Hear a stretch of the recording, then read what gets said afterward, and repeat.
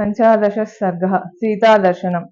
स वीक्षमाणः सत्रस्तो मार्गमाणश्च मैथिलीम् अवेक्षमाणश्च महीं सर्वां तामन्वैक्षत सन्तानकलताभिश्च पादपैरुपशोभितां दिव्यगन्धरसोपेतां सर्वथा समलङ्कृतां तां जानन्दन सङ्काशां मृगपक्षिभिरावृतां हर्म्यप्रासादसम्भातां कोकिला कुलनिस्वनाम् काञ्चनोत्पलपद्माभिर्वापीभिरुपशोभितां बह्वासन् सनकुतोपेतां बहुभूमि गृहायुतां सर्वत्कुसुमैरम्यां फलवद्भिश्च पादपैः पुष्पितानामशोकानां श्रिया सूर्योदयप्रभां प्रदीप्तां इव तत्रस्थो मारुतिः समुदैक्षतः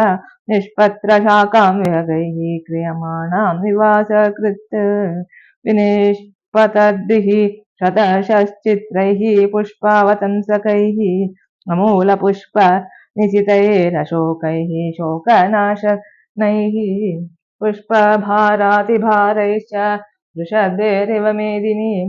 कर्णिकारैः कुसुमितैः किंशुकैश्च सुपुष्पितैः स देशः प्रभया तेषां प्रदीप्ता इव सर्वतः पुन्नागाः सप्तपर्णाश्च चम्पकोदालका सदा विवृद्धमूला बहवः शोभन्ते स्म सुपुष्पिताः शातकुम्भनिभाः केचिदग्निशिखोपमाः नीलाञ्जननिभाः केचित् तत्राशोका सहस्रशः नन्दनं द्विदोद्यानं चित्रं चैत्ररथं यथा अतिवृत्तम् इव चिन्त्यं दिव्यं रम्यं श्रियावृतं द्वितीयं इव चाकाशं पुष्पज्योतिर्गणायुतं पुष्परत्नशतैश्चित्रं पञ्चमं सागरं यथा सर्वतु पुष्पैर्निशितं पादपै मधुगन्धिभिः नानानिनादैरुद्यानं रम्यं मृगगणैर्द्विजैः अनेकगन्धप्रवहम् पुण्यगन्धं मनोरमं शैलेन्द्रमिव गन्धाढ्यं द्वितीयं गन्धमादनम् अशोकवनिकायां भूतस्यां वानरपुङ्गवः तददर्श विदूरस्थं चैत्यप्रासादमुच्युतं मध्ये स्तम्भसहस्रेण स्थितं कैलासपाण्डुरं प्रवालकृतसोपवनं तप्तकाञ्चनवेदिकम् मुष्णन्तमिव चक्षुंषि द्योतमानमिव श्रिया विमलं प्रांशुभावत्वादुल्लिखन्तमिवाम्बरम् ततो मलिनसंभीतां राक्षसीभिः समावृताम् उपवासकृशां दीनां निःश्वसन्तीं पुनः पुनः ददश शुक्लपक्षादौ चन्द्ररेखामिवामलाम् मन्दं प्रख्यायमानेन रूपेण रुचिरप्रभां विनद्दां धूमजालेन शिखामिव विभावसोः पीतेनेकेन संवीतां क्लिष्टेनोत्तमवाससा तपङ्कामनलङ्कारां विपद्मामिव पद्मिनीं व्रीडितां दुःखसन्तप्तां परिम्लानां तपस्विनीं ग्रहेणाङ्गारकेणैव पीडितामिव रोहिणीम्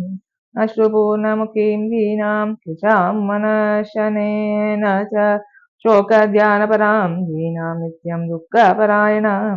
प्रियं जनमपश्यन्तीं पश्यन्तीं साक्षसीगणं स्वगणेन मृगीं हीनां स्वगणाभिवृतामिव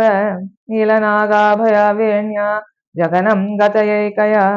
नीलया नीरदापाये वनराज्यामहीमिव तुकारां दुःखसन्तप्तां व्यसनानामकोविदां तां ददर्श विशालाक्षीमधिकं मलिनां कृशम् क्रियमाणा तदा तेन रक्षसा कामरूपिणा यथा रूपा हि दृष्टा वै यथा रूपेयमङ्गना पूर्णचन्द्राननां शुभ्रूं चारुवृत्तपयोदरां कुर्वतीं प्रभया देवीं सर्वा धृतिमिरादिशः तां नीलकेशीं बिम्बोष्ठीं मध्यां सुप्रतिष्ठितां सीतां पद्मवलासाक्षीं मन्मथस्य रतिं यथा इष्टां सर्वस्य जगतः पूर्णचन्द्रप्रभामिव भूमौ सुतनुमासीनां नियतामिव तापसीं निःश्वासबहुलां भीरुं भुजगेन्द्रवधूमिव शोकजालेन महता विततेन न राजतीम् तं सक्तां धूमजालेन शिखामिव विभावसोः तां स्मृतिमिव सन्दिग्धां वृद्धिं निपतितामिव बृहतामिव च श्रद्धामाशां प्रतिहतामिव सोपसर्गां यथा सिद्धिं बुद्धिं च कलुषामिव अभूतेनापवादेन कीर्तिं निपतितामिव रामोपरोदव्यथितां रक्षो हरणकर्षिताम् अबलां मृगसावाक्षीं वीक्षमाणां ततस्ततः बाष्पाम्बु परिपूर्णेन कृष्णवक्राक्षी पक्ष्मणां वदनेन प्रसन्नेन निःश्वसन्तीं पुनः पुनः नलपङ्कधरां दीनां मण्डनार्हाममण्डितां प्रभां नक्षत्रराजस्य कालमेघरिवावृतां तस्य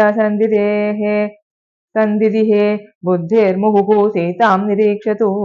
आम्नायान्नामयोगेन विद्यां प्रशिथिलामिव दुःखेन बुबुधे सीतामनुमानलङ्कृतां संस्कारेण यथा हीनां वाचं अर्थान्तरं गतां तां समीक्ष्य विशालाक्षीं राजपुत्रीमनिन्दितां तर्कयामास सीतेति कारणैरुपपादिभिः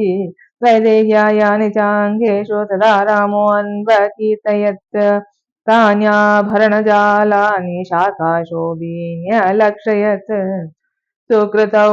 कर्णवेष्टौ च श्वदंष्ट्रौ च सुसंस्थितौ मणिविद्रुमचित्राणि हस्तेष्वाभरणानि च श्यामानि चिरयुक्तत्वात् तथा संस्थानवन्ति च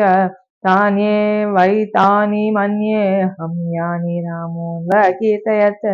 तत्र यान्यवहीनानि तान्यहं नोपलक्षये यान्यस्य नावहीनानि तानि मानि न संशयः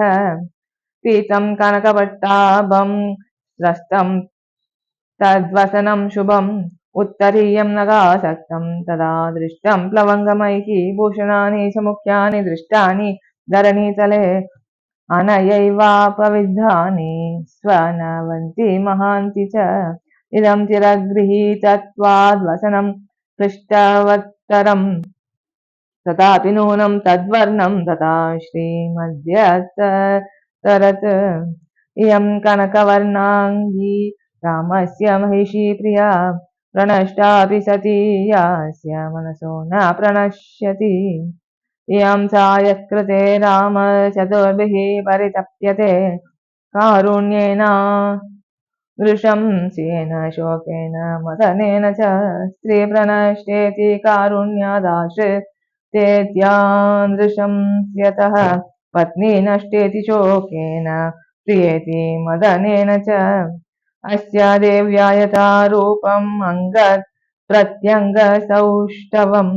रामस्य च यथा रूपं तस्येयम् अतिदेक्षणा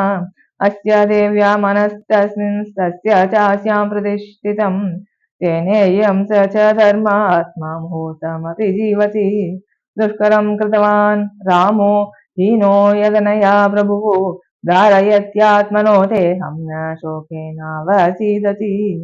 एवं सीतां तदा दृष्ट्वा हृष्टः पवनसम्भवः जगाम मनसा रामं प्रशंस च तं प्रभुम् इति श्रीमद् रामायणे सुन्दरकाण्डे 15 सर्गः।